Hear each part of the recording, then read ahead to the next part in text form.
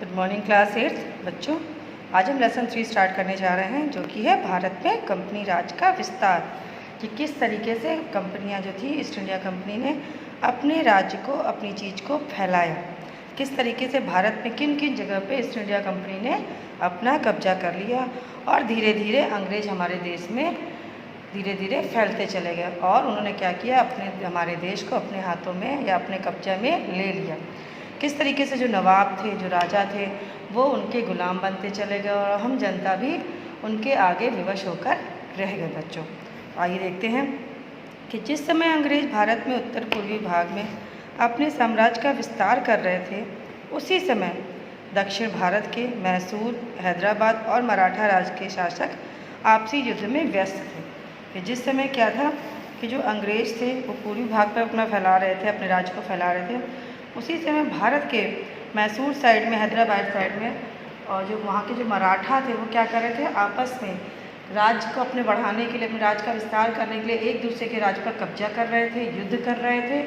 युद्ध करके नवाब को हरा के, राजा को हरा के उस राज्य पर अपना कब्जा कर ले रहे थे। देश के शासक प्रायः अपनी सीमा के विस्तार या उत्तराधिकार के लिए संघर्षरत थे। जो राजा या शासक अपने को कमज़ोर समझते थे वे अंग्रेज़ों की शरण में चले जाते थे, और जो शासक अंग्रेज़ों से मदद मांगने के लिए जाते उन्हें अंग्रेज़ सैनिक मदद देते थे। अंग्रेज़ बदले में उस व्यक्ति से जीते हुए राज्य का कुछ भाग व अन्य रियायतें लेते। भारतीय शासक अंग्रेज़ों के हाथ की कठपुतली बनकर रह गए थे। भारतीय शासक थे क्या थे, वो अंग्रेज़ों के हाथ की कठपुतली बनकर रह गए थे। जो अंग्रेज कहते थे वो उनको फॉलो करना, उनको मानना पड़ता था। धीरे धीरे जो अंग्रेज थे वो क्या कर रहे थे, नवाबों पे अपना शिकंजा कसते चले जा रहे थे, उन पर अपना दबाव बनाते चले जा रहे थे।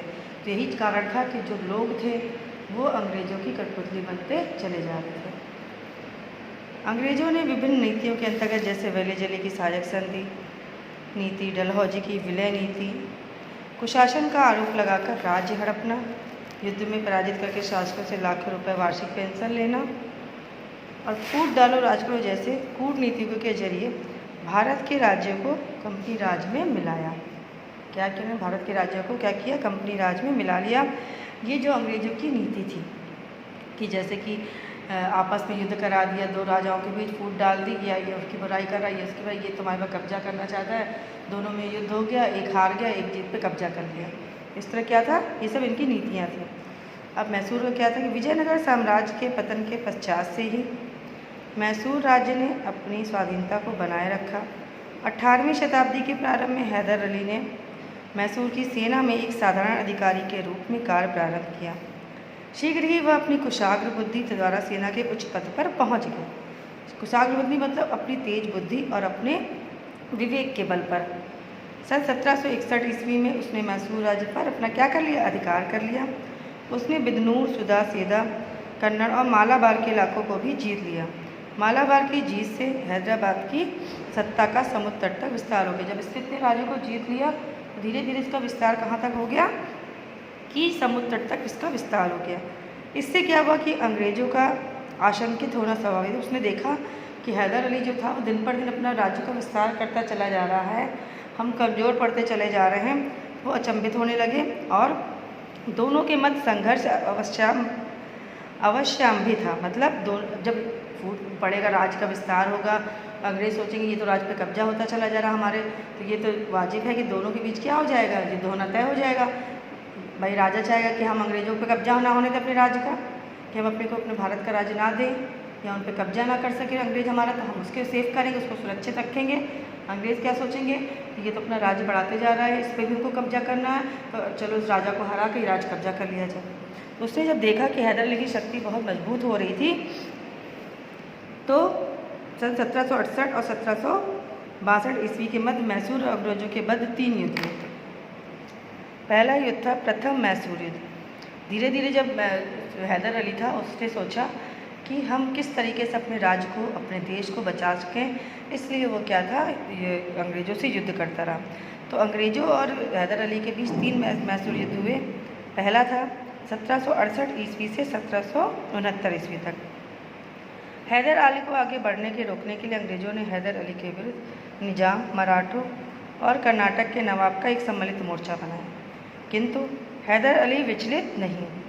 अंग्रेज़ों ने क्या किया कि मतलब हैदर अली के अपोजिट में, उसके अपोजिट में जो निजाम थे, जो मराठा थे, उनसे क्या करी, मिली भगत कर ली और क्या कि इन तीनों से मिलके एक सेना संगठित की, सेना बनाई, किंतु हैदर अली विचलित नहीं हो। ये देखकर भी हैदर अली डरा नहीं, अपने रास्ते से डगमगाया नहीं।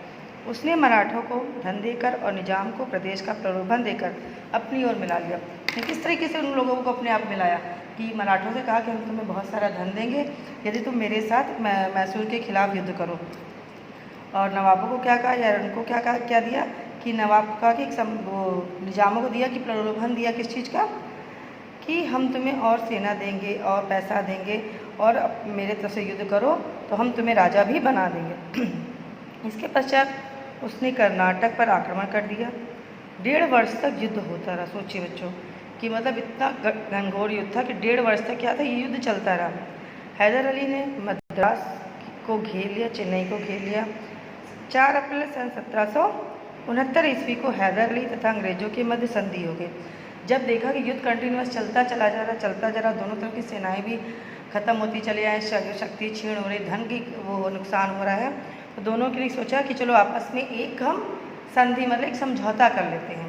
ये समझौता क्या हुआ कि इस संधि के द्वारा जीते हुए प्रदेशों को एक दूसरे को लौटा दिया गया और विपत्ति में एक दूसरे की सहायता देने का वचन किया गया। इसमें क्या हुआ कि हैदर अली ने जब मद्रास घेर लिया तो अंग्रेज़ों और हैदर अली के बीच क्या हो गया, संधि हो गई। अब इस संधि में क्या थे, समझौते में क्या था, उन्होंने कहा कि हमने लड़ाई में, युद्ध में जो राज्य जीते हैं, युद्ध में जो राज्य जीते हैं उन राज्यों को हम एक दूसरे को लौटा देंगे और लौटाने के पश्चात हम क्या करेंगे कि जो हमने एक दूसरे को राज्य लौटाए हैं और आगे भविष्य में जब कभी भी हम पे विपत्ति आएगी तो हम एक दूसरे की सहायता करेंगे। द्वितीय मैसूर युद्ध सन 1780 से 1784 के बीच में हुआ। 1771 ईस्वी में मराठों ने हैदर अली पर आक्रमण कर दिया, परंतु 1769 ईस्वी में हैदर अली एवं अंग्रेज़ों के मध्य हुई संधि के अनुसार अंग्रेज़ों ने हैदर अली की सहायता नहीं की। जब संधि हो गई, जब उन्होंने प्रॉमिस किया था, वचन दिया था कि आगे जब भविष्य में जब कभी हम पे दिक्कत परेशानी या युद्ध होगा तो आप हमारी सहायता करेंगे एक दूसरे की, लेकिन क्या हुआ, जब 1769 ईस्वी में हैदर अली अंग्रेज़ों के मध्य हुई संधि के अनुसार अंग्रेज़ों ने हैदर अली क्या नहीं की थी, सहायता नहीं की। इससे हैदर अली ने निजाम तथा मराठों से मिलकर अंग्रेज के विरुद्ध एक मोर्चा बनाया। जब उन्होंने कहा कि देखा, हैदर अली ने देखा कि ये तो अंग्रेज हमारे से वादा खिलाफ़ी कर रहे हैं, मतलब उन्होंने प्रॉमिस तो किया था, वचन तो दिया था, लेकिन वो कुछ भी हेल्प नहीं कर रहे हैं हमारी, तो उसने क्या किया, निजाम और मराठों के साथ मिलकर एक सशक्त सेना बनाई, एक मोर्चा बनाया और जुलाई 1780 ईस्वी में हैदर अली ने कर्नाटक पर आक्रमण कर दिया। कर्नल वैली के अधीन अंग्रेजी सेना को पराजित कर अकाट जीत लिया। उस समय कौन था सेनापति अंग्रेजों में, कर्नल वैली। तो क्या किया, उस पर आक्रमण किया और सेना को पराजित कर अकाट जीत लिया। इसी बीच अंग्रेज़ों ने निजाम तथा मराठों से हैदर अली से अलग कर दिया। हैदर अली ने इस स्थिति का सामना किया, परंतु नवंबर 1781 ईस्वी में क्या हो गया, वो पराजित हुआ। नवंबर 1781 ईस्वी में क्या हो गया, वो पराजित हुआ। हैदर अली ने जब देखा कि स्थिति का जब सामना नहीं कर पाया तो वह लास्ट में क्या हो गया, पराजित हुआ। तो सन 1782 ईस्वी में हैदर अली ने अंग्रेज़ों को बुरी तरह हराया। 6 दिसंबर 1782 ईस्वी में हैदर अली की क्या हो गई, मृत्यु हो गई। हैदर अली की मृत्यु के पश्चात उसका पुत्र टीपू सुल्तान ने राज का उत्तरदायित्व संभाला। हैदर अली का पुत्र कौन था, टीपू सुल्तान। जब हैदर अली की मृत्यु हो गई उसके बाद उसका राज्यभार, उसकी सल्तनत को किसने संभाला, टीपू सुल्तान ने। टीपू ने भी 1 वर्ष तक युद्ध जारी रखा। अंत में दोनों पक्षों ने मार्च 1784 ईस्वी में संधि कर और दोनों ने एक दूसरे के जीते हुए प्रांत को लौटा दिया। तो यहाँ तक बच्चों क्या हुआ, आपके 2 युद्ध। फिर आपका है तृतीय मैसूर युद्ध। तृतीय मैसूर युद्ध अंग्रेज़ों को मैसूर के विरुद्ध तीसरा टकराव सन 1790 ईस्वी में हुआ। टीपू कोचीन रियासत को अपने अधीन मानता था। उसको क्या था कि ये जो कोचीन है वो हमारे ही रियासत में आती है। तो त्रावणकोर के महाराजा ने डचों से कोचीन रियासत में स्थित जयकोटे और क्रगानूर मोल लेने का प्रयत्न किया था, जिसके कारण टीपू ने आक्रमण कर दिया। और अंग्रेज़ों ने त्रावणकोर के राजा के पक्ष में टीपू पर भी आक्रमण कर दिया। अंग्रेजी सेना वेल्लोर तथा अंबूर से होते ही बंगलौर तक पहुंच गई, जिससे उसने मार्च 1791 में जीत लिया। और ये सेना क्या हुई, धीरे धीरे वेल्लोर से होते ही अंबूर तक जब पहुंची और उसने बंगलौर तक जब पहुंची तो उसने मार्च 1791 ईस्वी में उसको भी जीत लिया। अंग्रेजी सेना श्रीरंगपट्टम तक पहुंच गई। अब जब अंग्रेज़ों ने कोयम्बटूर भी जीत लिया, परंतु क्या था कि जीतने के बाद फिर ना युद्ध हुआ और शीघ्र ही वो क्या था, कोयम्बटूर को हार गए। कोयम्बटूर उनसे यहाँ से पुराना खो बैठे। फिर मराठा और निजाम की सहायता से उन्होंने फिर श्रीरंगपट्टम पर चढ़ाई की।